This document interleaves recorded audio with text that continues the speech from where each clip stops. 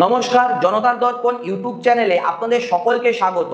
বন্ধুরা, ভাবুন তো একবার, আজ রাতে ঘুমোতে যাচ্ছেন স্বাভাবিকভাবে, আর কাল সকালে ঘুম ভাঙার আগেই আপনার দরজায় কড়া নাড়ছে পুলিশ। কোনো চার্জশিট নেই, কোনো আদালতের রায় নেই, এমনকি আপনাকে বলাও হবে না ঠিক কি অপরাধে আপনাকে ধরা হচ্ছে। শুধু বলা হবে আপনাকে সন্দেহ করা হচ্ছে, তাই আগামী 3 মাস, চাইলে 6 মাস পর্যন্ত আপনাকে জেলে থাকতে হতে পারে। শুনতে যেন কোনো ডিস্টোপিয়ান সিনেমার প্লট মনে হচ্ছে, তাই না বন্ধুরা? কিন্তু না, এটা কোনো গল্প কাহিনী নয় বন্ধুরা, এটা বাস্তব বন্ধুরা। এটা আজকের ভারতের আইন, আর গত কয়েক সপ্তাহ ধরে এই আইনের ছায়া ঘুরে বেড়াচ্ছে হাজার হাজার আন্দোলনরত ছাত্রছাত্রীর মাথার ওপর। আজকের ভিডিওতে আমরা কথা বলবো এমন একটা আইন নিয়ে, যেটার নাম শুনলে অনেকেই ভাবেন এটা বুঝি জরুরি অবস্থার আমলে কোনো পুরনো গল্প। কিন্তু বাস্তবতা হলো ঠিক এই মুহূর্তে 2026 সালে দাঁড়িয়ে দিল্লির রাস্তায় আন্দোলনরত ছাত্রছাত্রীর বিরুদ্ধে এই আইন প্রয়োগের পথ কিন্তু তৈরি হয়ে গেছে। চলুন পুরো ঘটনাটা তাহলে শুরু থেকে বুঝে নেই বন্ধুরা। তাহলে চলুন প্রথমে একটা বাস্তব উদাহরণ দিয়ে শুরু করি, যাতে আপনারা বুঝতে পারেন এই আইনের ভয়াবহতা ঠিক কতটা। গত বছরেরই ঘটনা, লাদাখের বিখ্যাত সমাজকর্মী ও শিক্ষাবিদ সোনম ওয়াংচুক, যাকে অনেকেই চেনেন 3 ইডিয়টস সিনেমার ফুংসুক ওয়াংরু চরিত্রের অনুপ্রেরণা হিসেবে, তিনি লাদাখের জন্য পূর্ণ রাজ্যের মর্যাদা এবং সংবিধানের ষষ্ঠ তফসিলের অন্তর্ভুক্তির দাবিতে আন্দোলন করেছিলেন। এই আন্দোলন একসময় সহিংস মোড় নেয়, আর তারপরেই ঘটা সেই ঘটনা যা আজকের আলোচনা একেবারে কেন্দ্রবিন্দু। লের জেলা ম্যাজিস্ট্রেট একটা কাগজে সই করলেন, আর সোনম ওয়াংচুককে সরাসরি পাঠিয়ে দেওয়া হলো রাজস্থানের যোধপুর জেলে। কোনো আদালতে শুনানি হয়নি, কোনো বিচারক তাকে দোষী বা নির্দোষ কিন্তু ঘোষণা করেননি। শুধু সন্দেহের ভিত্তিতে তাকে জেলে পাঠানো হলো, আর এই সন্দেহে সাজা চলল টানা 170 দিন, প্রায় 6 মাস। শেষমেশ কেন্দ্রীয় স্বরাষ্ট্র মন্ত্রণালয় নির্দেশ দিলে তবেই তিনি মুক্তি পান। এখন প্রশ্ন হলো, কোন আইনের ক্ষমতায় এটা সম্ভব হলো? এটা কি সেই ন্যাশনাল সিকিউরিটি অ্যাক্ট বা এনএসএ? বন্ধুরা, আর মজার বিষয় হলো, যিনি এই আইনের শিকার হয়েছিলেন সেই সোনম ওয়াংচুক আজকে আবার একটা নতুন আন্দোলনের সাথে জড়িয়ে গেছেন, দিল্লির ছাত্র আন্দোলনের সাথে। তিনি সরকারের প্রতিনিধিদের সাথে আলোচনায় বসেছেন, আবার বারবার একটাই কথা বলছেন, শিক্ষার্থীর বিরুদ্ধে দায় হওয়া সমস্ত এফআইআর প্রত্যাহার করা হোক এবং নিশ্চিত করা হোক যেন ভবিষ্যতে তাদের বিরুদ্ধে কোনো আইনি পদক্ষেপ না নেওয়া হয়। কেন তিনি বারবার এই কথাটাই বলছেন? কারণ তিনি জানেন এই আইন কিভাবে একজন নিরপরাধ মানুষের জীবন থেকে মাসের পর মাস কেড়ে নিতে পারে। এবার আসি বর্তমান পরিস্থিতিতে। সম্প্রতি একটা নোটিশ জারি হয়েছে, যা দিল্লির আন্দোলনরত ছাত্রছাত্রীদের মধ্যে রীতিমতো আতঙ্ক ছড়িয়ে দিয়েছে। 19শে জুলাই থেকে শুরু করে আগামী 18ই অক্টোবর পর্যন্ত, অর্থাৎ প্রায় 3 মাসের জন্য দিল্লি পুলিশ কমিশনারকে বিশেষ ক্ষমতা দেওয়া হয়েছে, যাতে তিনি প্রয়োজনে যে কাউকে ন্যাশনাল সিকিউরিটি অ্যাক্টের অধীনে আটক করতে পারেন। এই নোটিশ জারি হওয়ার পরই যন্তর মন্তর সহ দিল্লির যেসব জায়গায় ছাত্ররা আন্দোলন করছিলেন, সেখানে একটা ভয়ের পরিবেশ তৈরি হয়ে যায়। কারণ এখন যে কোনো মুহূর্তে যে কোনো ছাত্রকে শুধু সন্দেহের ভিত্তিতে তুলে নিয়ে যাওয়া সম্ভব। এখন দিল্লি পুলিশের বক্তব্য বা কি? পুলিশের দাবি এটা নাকি একেবারে স্বাভাবিক রুটিন একটা প্রশাসনিক প্রক্রিয়া। প্রতি 3 মাস পর পর এমন ক্ষমতা প্রদান করাটা নাকি নিয়ম মাফিক ব্যাপার। এখানে নতুন করে ভয় পাবার কিচ্ছুটা নেই। কিন্তু এই আইন বিশেষজ্ঞরা একেবারেই ভিন্ন কথা বলছেন। তাদের মতে এনএসএ শুধুমাত্র দেশের নিরাপত্তার জন্যই প্রয়োগ করা হয় না, এটা প্রয়োগ করা হয় পাবলিক অর্ডার বা জনশৃঙ্খলার রক্ষার অজুহাতেও। আর এখানেই বিপদটা কিন্তু লুকিয়ে রয়েছে।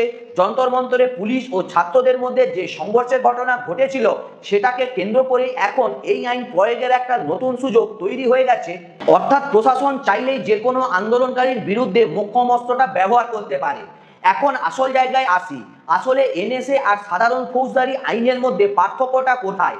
এটা না বুঝলে বন্ধুরা পুরো বিষয়টা হয়তো আপনাদের মাথার উপর দিয়ে যাবে। সাধারণ আইনে কি হয়? প্রথমত একটা অপরাধ সংগঠিত হতে হবে, তারপর পুলিশ সেই অপরাধের ভিত্তিতে গ্রেপ্তার করবে, আর গ্রেপ্তারের 24 ঘন্টার মধ্যে ম্যাজিস্ট্রেট বা আদালতের সামনে হাজির করতে বাধ্য থাকবে। তারপর আদালতে বিচার হবে, বিচারক রায় দেবেন, আর আসামি তার আইনজীবীর মাধ্যমে নিজের পক্ষে যুক্তি দিতে পারবেন।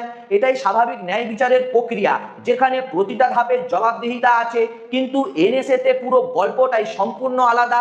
একে বলা হয় সন্দেহের সাজা। বন্ধুরা, এখানে 3টা মূল বৈশিষ্ট্য মাথায় রাখুন। প্রথমত, এটা একটা পূর্ব প্রতিরোধমূলক আটক ব্যবস্থা। মানে আপনি বাস্তবে কোনো অপরাধ করেননি, কিন্তু পুলিশের যদি মনে হয় আপনি ভবিষ্যতে অপরাধ করতে পারেন, শুধু এই সন্দেহের ভিত্তিতেই আপনাকে আটক করা সম্ভব। ভাবুন তো একবার, আপনি হয়তো ভবিষ্যতে কিছু একটা করবেন, এইরকম একটা অনুমানের ভিত্তিতে একজন মানুষের স্বাধীনতা কেড়ে নেওয়াটা কতটা বিপজ্জনক একটা ব্যবস্থা। দ্বিতীয়ত, আইনজীবীর ভূমিকা এখানে প্রায় একেবারে শূন্য। শুনানির সময় আপনার আইনজীবী সরাসরি আপনার পক্ষে দাঁড়িয়ে সওয়াল করতে পারবেন না, তাকে শুধু লিখিতভাবে বক্তব্য জমা দিতে হবে। ভাবুন, যেখানে সাধারণ মামলায় একজন আইনজীবী আদালতে দাঁড়িয়ে যুক্তিতর্ক করেন, জেরা করেন, সেখানে এনএসের ক্ষেত্রে সেই সুযোগটাই নেই। তৃতীয়ত এবং সবচেয়ে ভয়ঙ্কর দিক হলো তথ্য গোপনীয়তা। পুলিশ চাইলে আপনাকে কেন আটক করা হয়েছে তার মূল কারণটাই 5 দিন বা তার বেশি সময় ধরে গোপন রাখতে পারে। অর্থাৎ আপনাকে জেলে ঢুকে দেওয়া হলো, কিন্তু আপনি নিজেই জানেন না ঠিক কি কারণে আপনাকে ধরা হচ্ছে। এটা মৌলিক ন্যায় বিচারের ধারণার সাথে একেবারে সাংঘর্ষিক। আর সবচেয়ে বড় কথা হলো, এই পুরো প্রক্রিয়ায় আপনি সর্বোচ্চ কতদিন আটকে থাকতে পারেন জানেন? প্রাথমিকভাবে 3 মাস, আর প্রয়োজনে সেটা বাড়িয়ে সর্বোচ্চ 170 দিন করা যায়, যেমনটা হচ্ছিল সোনম ওয়াংচুকের ক্ষেত্রে। আর এই পুরো সময় জুড়ে কোনো চার্জশিট নেই, কোনো বিচার নেই, শুধু একটা প্রশাসনিক আদেশ। এখন আপনাদের মনে হতে পারে এসব তো শুধু তত্ত্ব কথা, বাস্তবে কি সত্যি এমনটা হয়েছে? হ্যাঁ, হয়েছে বন্ধুরা, আর একবার নয় একাধিকবার হয়েছে। চলুন কয়েকটা বাস্তব ঘটনা দেখি। প্রথম ঘটনা, মধ্যপ্রদেশের বেতুল জেলার একজন আইন বিভাগের ছাত্রের প্রসঙ্গেই আসি। এই ছাত্র তার কলেজের ভেতরে একটা বৈষম্যমূলক আচরণের বিরুদ্ধে সোচ্চার হয়েছিলেন। তার প্রতিবাদের ফলাফল কি হলো? তার বিরুদ্ধে এনএসএ প্রয়োগ করা হয়, প্রায় 1 বছর তাকে জেলে কাটাতে হয়। শেষ পর্যন্ত সুপ্রিম কোর্ট পর্যন্ত মামলা গড়ায়, আর দেশের সর্বোচ্চ আদালত স্পষ্ট করে জানিয়ে দেয় যে এই আটক সম্পূর্ণ অন্যায্য ছিল, কারণ এটা ছিল নিছকই একটা আইন শৃঙ্খলা সংক্রান্ত বিষয়, যার জন্য এনএসএর মতো কঠোর আইন প্রয়োগের কোনো প্রয়োজনই ছিল না। কিন্তু ততদিনে তরুণের জীবন থেকে একটা গোটা বছর কিন্তু হারিয়ে গেছিল। দ্বিতীয় ঘটনা, ডাক্তার কাফিল খানের আলিগড় মুসলিম বিশ্ববিদ্যালয়ে নাগরিকত্ব সংশোধন আইন বা সিএএ বিরোধী একটা ভাষণ দেওয়ার জন্য তার বিরুদ্ধে এনএসএ প্রয়োগ করা হয়েছিল। তাকে টানা 7টা মাস জেলে থাকতে হয়। পরবর্তীতে এলাহাবাদ হাইকোর্ট যখন তার সেই ভাষণটা পর্যালোচনা করে, তখন আদালত স্পষ্টভাবে বলে যে এই ভাষণে আসলে সাম্প্রদায়িক সম্প্রীতি ও শান্তির আবেদন ছিল, উস্কানি কোনোভাবেই ছিল না। তারপর তাকে মুক্তি দেওয়া হয়। তৃতীয় ঘটনা, একেবারে সাম্প্রতিক 2024 সালের মে মাসের নয়ডায় শ্রমিক আন্দোলনের সময় আকৃতি চৌধুরী নামে এক ছাত্র এবং সত্যম বর্মা নামের একজন সাংবাদিকের বিরুদ্ধে অভিযোগ ওঠে যে তারা শ্রমিকদের উস্কানি দিচ্ছেন, আর সেই অভিযোগের ভিত্তিতেই তাদের বিরুদ্ধে এনএসএ প্রয়োগ করা হয়। এই 3টা ঘটনা থেকে একটা প্যাটার্ন একেবারে স্পষ্ট বেরিয়ে আসে। প্রতিবাদ করা, ভাষণ দেওয়া বা কোনো আন্দোলনে অংশ নেওয়া, এসবই যথেষ্ট কারণ হয়ে দাঁড়াতে পারে এই কঠোর আইনের শিকার হওয়ার জন্য। আর যখনই এই মামলাগুলো শেষমেশ আদালত পর্যন্ত গড়িয়েছে, প্রায় প্রতিটা ক্ষেত্রেই দেখা গেছে যে আটক ছিল অন্যায্য, কিন্তু ততদিনে ওই মানুষগুলোর জীবন থেকে মাসের পর মাস, এমনকি বছরও হারিয়ে গেছিল। এবার একটু ফিরে আসি বর্তমান পরিস্থিতিতে। দিল্লি পুলিশ ইতিমধ্যে আন্দোলনকারী ছাত্রছাত্রীদের বিরুদ্ধে 6টি আলাদা আলাদা এফআইআর দায়ের করেছে। বন্ধুরা, এখন প্রশ্ন উঠতে পারে, এফআইআর তো আগে থেকেই ছিল, তাহলে এনএসএ দিয়ে আলাদা করে ঠিক কি যুক্ত হলো? এখানেই আসল বিপদ। এফআইআর একটা স্বাভাবিক আইনি প্রক্রিয়া। এফআইআর দায়ের হলে তদন্ত হয়, চার্জশিট হয়, বিচারক মামলা দেখেন, আসামির জামিনের সুযোগ থাকে। এই প্রক্রিয়া হয়তো দীর্ঘ, কিন্তু একটা স্বচ্ছ ও আইনি পথ, যেখানে ন্যায় বিচার পাওয়ার সুযোগটাও থাকে। কিন্তু এনএসএ সম্পূর্ণ আলাদা একটা পথ। এটা কোনো এফআইআর এর ওপর নির্ভর করে না। এটা এফআইআর এর পাশাপাশি একেবারে সমান্তরালভাবে চলতে পারে এমন একটা প্রশাসনিক ব্যবস্থা, যেখানে তদন্ত, চার্জশিট বা বিচার কোনোটারই প্রয়োজন নেই। অর্থাৎ একজন ছাত্রের বিরুদ্ধে এফআইআর থাকুক বা না থাকুক, প্রশাসন চাইলে তাকে সরাসরি এনএসএ এর অধীনে কিন্তু আটক করে দিতে পারে। আর সবচেয়ে উদ্বেগজনক দিকটা কি জানেন? আমাদের দেশে অপরাধের প্রতিটা পরিসংখ্যান, এমনকি সামান্য একটা সাইকেল চুরির ঘটনা পর্যন্ত এনসিআরবির বইতে লিপিবদ্ধ থাকে, কিন্তু সারা দেশে কতজন মানুষের বিরুদ্ধে এনএসএ প্রয়োগ করা হয়েছে তার কোনো স্বচ্ছ সরকারি তালিকা প্রকাশিত হয় না। মানে যে আইনটা সবচেয়ে বেশি স্বচ্ছতার দাবি করে, সেটার প্রয়োগ নিয়ে সবচেয়ে বেশি অন্ধকারও রয়েছে। এখন একটা গুরুত্বপূর্ণ কথা বলতে চাই, যাতে আপনারা কেউ ভুল না বোঝেন। আমি কিন্তু এটা বলছি না যে এই আইনটা সম্পূর্ণভাবে খারাপ বা অপ্রয়োজনীয়। কোনো আইনই একেবারে সাদা বা কালো নয়। ভাবুন, যদি নির্ভরযোগ্য গোয়েন্দা তথ্য থাকে যে কোনো একটা শহরে বড় ধরনের দাঙ্গা লাগতে যাচ্ছে, তাহলে দাঙ্গা ঘটে যাওয়ার পরে ব্যবস্থা নেওয়ার চেয়ে দাঙ্গা ঘটার আগেই তা প্রতিরোধ করার জন্য এই ধরনের একটা আইন থাকা দরকার।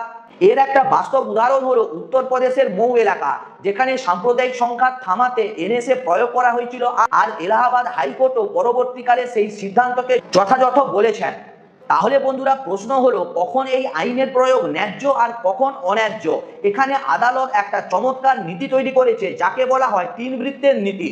কল্পনা করুন তিনটা ভিন্ন ভিন্ন আকারের বৃত্ত একটা আরেকটার ভেতরে রয়েছে। সবচেয়ে বাইরের বৃত্তটা হলো কোনো গলিতে দুজন মানুষের সাধারণ ঝগড়া বা মারামারি, এটা নিতান্তই স্থানীয় ব্যক্তিগত পর্যায়ের একটা বিষয়। মাঝখানের বৃত্তটা হলো যখন এই ধরনের সংঘর্ষ বা অস্থিরতা পুরো একটা এলাকার আইন শৃঙ্খলাকে বিঘ্নিত করে ফেলে, মানুষজন রাস্তায় নামছে, দোকানপাট বন্ধ হয়ে যাচ্ছে, সাধারণ জনজীবন ব্যাহত হচ্ছে। আর সবচেয়ে ভিতরের বৃত্তটা হলো যেখানে বিষয়টা সরাসরি দেশের নিরাপত্তা ও অখণ্ডতাকে হুমকির মুখে ফেলছে, যেমন কোনো সংগঠিত সন্ত্রাসী কার্যকলাপ বা রাষ্ট্রবিরোধী কোনো ষড়যন্ত্র। আদালত পরিষ্কার বলে দিয়েছে এনএসএ শুধুমাত্র সবচেয়ে ভিতরের দুটো বৃত্তের ক্ষেত্রে প্রযোজ্য হওয়া উচিত, অর্থাৎ যখন সত্যি দেশের নিরাপত্তা বা ব্যাপক আইন শৃঙ্খলা বিপর্যয়ের প্রশ্ন আসে। বন্ধুরা, এটা কোনোভাবেই দৈনন্দিন প্রতিবাদ বিক্ষোভ দমনের জন্য তৈরি একটা হাতিয়ার নয়, কিন্তু বাস্তবে দেখা যায় বহু ক্ষেত্রে এই তত্ত্বকে উপেক্ষা করে ছোট স্থানীয় পর্যায়ের প্রতিবাদকেও জাতীয় নিরাপত্তার প্রশ্ন বানিয়ে ফেলা হয়। আপনার কাছে একটা চমকে ওঠার মতো পরিসংখ্যান দিতে চাই। 2018 থেকে 2020 সাল, এই 2 বছরের মধ্যে এলাহাবাদ হাইকোর্টে এনএসএ সংক্রান্ত যত মামলা এসেছিল তার মধ্যে 94টি ক্ষেত্রে আদালত স্পষ্টভাবে পর্যবেক্ষণ করে যে সংশ্লিষ্ট ব্যক্তির আটক সম্পূর্ণ ভুল ছিল আর তাদের অবিলম্বে মুক্তি দেওয়ার নির্দেশ দেন। একবার ভাবুন এই সংখ্যাটার মানে কি। মাত্র একটা রাজ্যের একটা মাত্র হাইকোর্টে মাত্র 2 বছরে 94 জন মানুষকে ভুলভাবে আটক করা হয়েছিল। সারা দেশে সব রাজ্য মিলিয়ে দীর্ঘ সময় ধরে এই সংখ্যাটা কত হতে পারে তাহলে আপনারা একবার কল্পনাই করুন। কিন্তু এখানে সবচেয়ে দুঃখজনক দিকটা কি জানেন? আদালত যতদিনে এই সিদ্ধান্তে পৌঁছায় যে আটকটা ভুল ছিল, ততদিনে ওই নির্দোষ মানুষগুলোকে ইতিমধ্যে বহু মাস, কারোর ক্ষেত্রে প্রায় 1 বছর জেলের ভেতরে কাটাতে হয়ে গেছে। ন্যায় বিচার শেষমেশ পাওয়া গেলেও হারিয়ে যাওয়ার সময়টা কিন্তু কেউ ফেরত দিতে পারে না। একজন ছাত্রের কেরিয়ার, একজন কর্মজীবী মানুষের চাকরি, একটা পরিবারের সামাজিক মর্যাদা, এসব কিছুর ক্ষতি হয়ে যায় এমন এক প্রক্রিয়ায় যেখানে শেষ পর্যন্ত প্রমাণিত হয় যে গোড়া থেকেই কোনো অন্যায় করা হয়নি। এই পরিসংখ্যানটাই বলে দেয় কেন এনএসএর মতো একটা প্রশাসনিক ক্ষমতাকে অত্যন্ত সতর্কতার সাথে দায়িত্বশীলভাবে প্রয়োগ করা উচিত, কারণ এখানে ভুল হলে তার মাসুল গুনতে হয় একজন নিরপরাধ মানুষকে। চলুন এবার একটা টাইমলাইনের মাধ্যমে বুঝে নেই গত কয়েক সপ্তাহে ঠিক কি ঘটেছে। 7ই জুলাই দিল্লি পুলিশ কমিশনারকে এনএসএ প্রয়োগের বিশেষ ক্ষমতা প্রদান সংক্রান্ত একটা প্রাথমিক নোটিশ জারি হয়। 18ই জুলাই যন্তর মন্তর থেকে সোনম ওয়াংচুককে তুলে সরাসরি হাসপাতালে নিয়ে যাওয়া হয়। এই ঘটনা ছাত্র আন্দোলনে নতুন করে উত্তেজনা ছড়িয়ে দেয়। 20 জুলাই শিক্ষার্থীরা সংসদ ভবনের দিকে পদযাত্রা করে, আর এই পদযাত্রার পরই একের পর এক এফআইআর দায়ের হতে থাকে। 22শে জুলাই সরকারি গেজেটে দিল্লি পুলিশের এনএসএ প্রয়োগের ক্ষমতা সংক্রান্ত নোটিশ আনুষ্ঠানিকভাবে প্রকাশ করা হয়। এই টাইমলাইনটা দেখলে বোঝা যায় ঘটনাগুলো কত দ্রুত ঘটেছে। মাত্র 2 সপ্তাহের মধ্যে একটা শান্তিপূর্ণ আন্দোলন থেকে শুরু করে এনএসএর মতো একটা কঠোর আইন প্রয়োগের ক্ষমতা প্রদান, পুরো প্রক্রিয়াটা এতটাই দ্রুত গতিতে ঘটেছে যে অনেক ছাত্রছাত্রী নিজেরাও বুঝে উঠতে পারেননি ঠিক কতটা গুরুতর পরিস্থিতির মধ্যে তারা পড়ে গেছেন। আর এই প্রেক্ষাপটে সোনম ওয়াংচুক সরকার ও প্রশাসনের কাছে 3টি স্পষ্ট দাবি রেখেছেন। প্রথম ও সবচেয়ে গুরুত্বপূর্ণ দাবি, শিক্ষার্থীদের বিরুদ্ধে দায়ের হওয়া সমস্ত মামলা ও এফআইআর প্রত্যাহার করতে হবে। দ্বিতীয় দাবি, আন্দোলনকারী শিক্ষার্থীদের নিরাপত্তা নিশ্চিত করতে হবে। আর তৃতীয় দাবি, শিক্ষা ব্যবস্থার প্রয়োজনীয় সংস্কার করতে হবে এবং এই ধরনের মামলাগুলো দ্রুত নিষ্পত্তির জন্য ফাস্ট ট্র্যাক কোর্ট গঠন করতে হবে। এই ভিডিওটা তৈরির উদ্দেশ্য ছিল কাউকে ভয় দেখানো নয় বন্ধুরা, বরং সচেতন করা। কারণ আইন সম্পর্কে সঠিক তথ্য জানা থাকলে একজন মানুষ অনেক বেশি সতর্কভাবে নিজের অধিকার রক্ষা করতে পারে। বন্ধুরা, যারা এই মুহূর্তে কোনো আন্দোলনে অংশ নিচ্ছেন বা ভবিষ্যতে নেওয়ার কথা ভাবছেন, তাদের জন্য কয়েকটা গুরুত্বপূর্ণ কথা বলতে চাই। প্রথমত, যে কোনো মূল্যে সহিংসতা এড়িয়ে চলুন। আন্দোলনের মধ্যে যদি একবার সহিংসতা ঢুকে পড়ে তাহলে সেটা পুরো আন্দোলনের নৈতিক ভিত্তিকেই দুর্বল করে দেয়, আর প্রশাসনের হাতে কঠোর আইন প্রয়োগের একটা সহজ অজুহাত কিন্তু তুলে দেয়। শান্তিপূর্ণ প্রতিবাদ যত দীর্ঘস্থায়ী হয় তত নৈতিক শক্তি বেশি হতে থাকে। দ্বিতীয়ত, শান্তিপূর্ণভাবে প্রতিবাদ চালিয়ে যান। যদি কোনো পরিস্থিতিতে পুলিশ উস্কানি দেয় বা অপ্রয়োজনীয় বল প্রয়োগ করে, তাহলে সেই মুহূর্তটা নিজের ফোনে ভিডিও রেকর্ডিং করে রাখুন। আজকের দিনে এই ধরনের প্রমাণ পরবর্তীতে আইনি লড়াইয়ের অত্যন্ত গুরুত্বপূর্ণ ভূমিকা কিন্তু রাখতে পারে। তৃতীয়ত, আইন সম্পর্কে যতটা সম্ভব সচেতন থাকুন। মনে রাখবেন, সোনম ওয়াংচুকের মতো একজন সুপরিচিত সম্মানিত সমাজকর্মীকেও এই আইনের আয়তায় 170 দিন কিন্তু জেলে কাটাতে হয়েছিল। বন্ধুরা, যদি সোনম ওয়াংচুকের মতো একজন মানুষের ক্ষেত্রে এমনটা ঘটতে পারে, তাহলে একজন সাধারণ ছাত্রছাত্রীর ক্ষেত্রে এটা যে কোনো সময় ঘটতে পারে। তাই নিজের অধিকার, আইনি প্রক্রিয়া এবং সম্ভাব্য ঝুঁকি সম্পর্কে ধারণা রাখাটা আজকের দিনে অত্যন্ত জরুরি।